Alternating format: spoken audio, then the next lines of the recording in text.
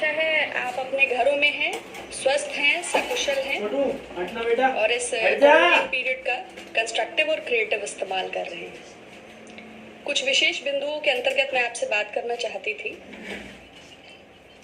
26 मार्च को वित्त मंत्री निर्मला सीतारमण जी ने गरीब कल्याण अन्न योजना के तहत अन्न वितरण की बात की थी।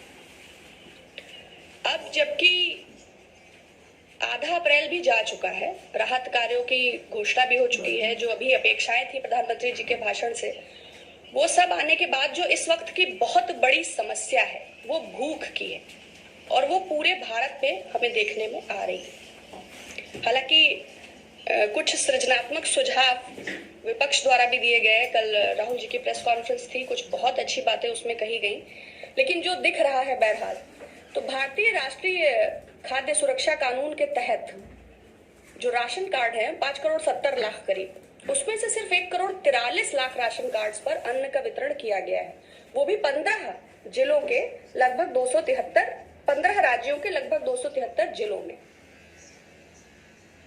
विश्व प्रसिद्ध 3 भारतीय अर्थशास्त्री अमर्त्य सेन जी, आरबीआई के पूर्व गवर्नर रघुराम राजन जी और अभी जो नोबेल प्राइज मिला था अभिजीत बैनर्जी जी और कांग्रेस के नेता श्री राहुल गांधी जी, एक स्वर में एक संयुक्त वक्तव्य तीनों अर्थशास्त्रियों का आया कि जो स्थितियां बन रही हैं, लॉकडाउन का दूसरा चरण बिगिन हो चुका है और जो वर्तमान स्थितियां हैं और स्टारवेशन, हंगर, भूखमरी के जिस दौर में हम एंटर कर रहे हैं, किसी भी नेशन के लिए सबसे जो हृदय विदारक स्थिति हो सकती है, तो भारतवासियों का कोई दोष नहीं है, बस 2 वक्त का खाना ही मांग रहे हैं।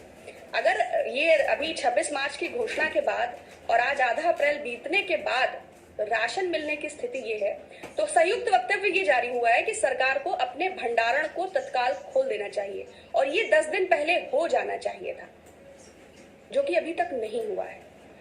वो 2 बार खा रहे हैं, वो ज्यादा खिचड़ी लेके जा रहे हैं, वो 5 किलो चावल एक्स्ट्रा ले लेंगे, वो 4 किलो आटा एक्स्ट्रा ले लेंगे। ये सरकार का कौन सा चरित्र है? क्या 2 वक्त का भोजन भी 130 करोड़ भारतवासी डिजर्व नहीं करते हैं? जो स्थितियां हैं वो बहुत खराब हैं और जो बराबर चेतावनियां आ रही हैं उन नजरअंदाज करके अब वित्त मंत्री जी 26 मार्च के बाद से कहाँ है मुझे नहीं पता। हो सकता है वो सोशल डिस्टेंसिंग लॉकडाउन पालन कर रही हो सकता है लूडो या अंताक्षरी, लेकिन जो हालात हैं 7.7 करोड़ टन खाद्यान्न बफर स्टॉक में गवर्नमेंट के पास अवेलेबल है। यदि पर्याप्त भंडारण है तो भूखमरी की स्थिति क्यों? देखिए, आर्थिक असमानता का देश है। किसी के पास 4 BHK विद 4 अटैच टॉयलेट्स हैं और कोई 10 बाय 10 के एक कमरे में 20 लोग रहते हैं और 20 लोग एक शौचालय इस्तेमाल करते हैं।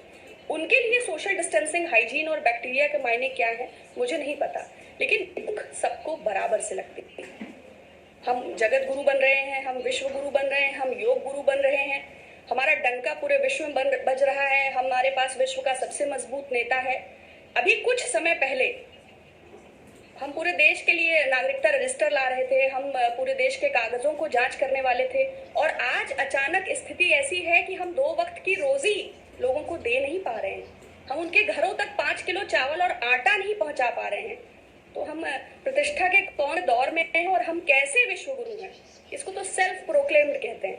आप स्वघोषित विश्व विजेता होंगे, लेकिन जो हालात हैं, लगभग 10 करोड़ लोग किसी भी सिक्योरिटी नेट में आते ही नहीं है। वो ना तो अंत्योदय में आते हैं, ना वो राशन में आते हैं, ना वो आधार कार्ड में आते हैं। लंबी लंबी लाइनें हैं, 1200 लोगों का भोजन आ रहा है, 2000 लोग सुबह 6 बजे से लाइन में लगे हैं। तो गवर्नमेंट इसको कब सुनिश्चित करेगी? और बराबर अर्थशास्त्रियों के कहने के बावजूद, बराबर विपक्ष के कहने के बावजूद राशन मुहैया लोगों को क्यों नहीं कराया जा रहा है? अरे वो 5 किलो 10 किलो एक्स्ट्रा ले लेंगे या 2-3 वक्त की चीजें ज्यादा ले लेंगे।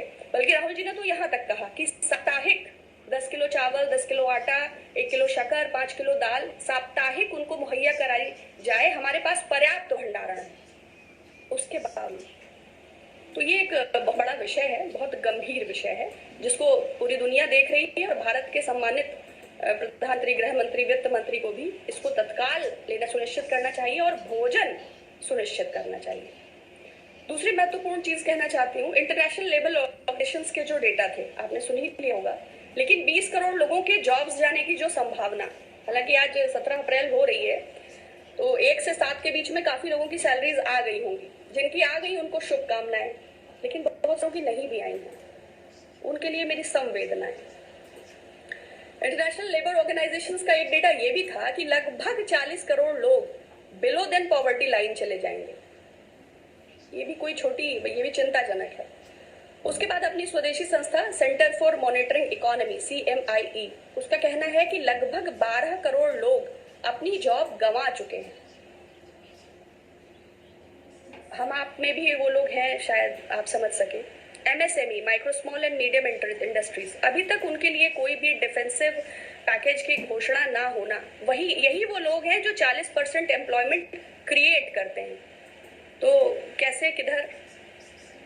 Hello Atul ji, hello Shailesh ji, hello मंजी जी, हेलो सुमनेश कुमार जी, हेलो प्रकाश नारायण जी।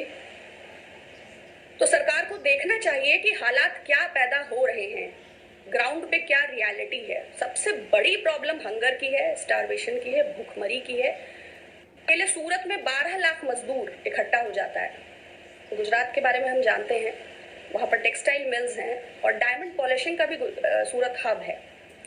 ठीक है, उनको आपने, क्या सरकार को इस बात की व्यवस्था नहीं करनी चाहिए कि उन्हें सुनिश्चित, जहां से भी उनका पलायन है, वो राजस्थान है, उड़ीसा है, उत्तर प्रदेश है, बिहार है, लॉकडाउन अभी बढ़ा है, ये शायद आवश्यक है, लेकिन टेस्टिंग किट्स अभी भी सुनिश्चित नहीं हो रही हैं। 23 करोड़ प्रदेश में मात्र 2000 जांचें प्रतिदिन, और वो भी डॉक्टर्स का कहना है कि उन्हें घटिया किस्म की पर्सनल प्रोटेक्शन इक्विपमेंट्स प्रोवाइड की गई हैं, जिससे उनकी जान को ऑलरेडी काफी संक्रमित होने का खतरा है। इतने बड़े भारत में अब तक 2 लाख लोगों की जांच है, जिसमें 10,000 से ज्यादा लोग संक्रमित। तो चीजें तो वैसे ही बहुत अजीब हैं, और लॉकडाउन एक पॉज बटन है, जैसा कि राहुल जी ने कहा। जब जांचें सुनिश्चित होंगी, अभी तक गवर्नमेंट ने प्राइवेट लैब जांचों को फ्री नहीं किया, तो एटलीस्ट जो बेसिक चीजें हैं गवर्नमेंट को उसे फुलफिल कर रही है। तीसरी महत्वपूर्ण किसानों से जुड़ी बात, अब लोडिंग अनलोडिंग और इन सब पे बात करना बेकार है, लोग मूव कर चुके हैं जिधर चलना था, जहां जिसको।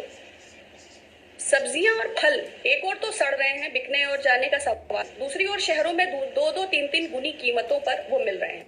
पहले मजदूर अपने गांवों में लौट के आते थे तो कुछ पैसा लेके आते थे, किसी की बेटी की शादी है, किसी का होना है, कोई अपना कैटरैक्ट का ऑपरेशन कराता है, कोई मोतियाबिंद का। अब वो जब घरों में आ रहे हैं, एक तो उनके गांव में संक्रमण का खतरा, एक दूसरा उनके पास भुखमरी और उनकी जेब में पैसे नहीं। तीसरा, आवारा पशुओं से फसल बचा के यहाँ तक लाए तो कुदरत का कहर, ओलावृष्टि, सरकार ने उस पर भी कोई मुआवजे की घोषणा नहीं की।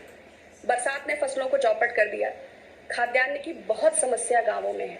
सरकार को थोड़ी सी संवेदना प्रदर्शित करनी चाहिए। कहा तो 20,000 करोड़ की नई संसद बनाने का प्रोजेक्ट, गुजराती कंपनी का कहना है कि फुल स्विंग में काम है, जैसे ही लॉकडाउन ओवर होगा हमें फॉरेन टेंडरिंग की प्रक्रिया होगी।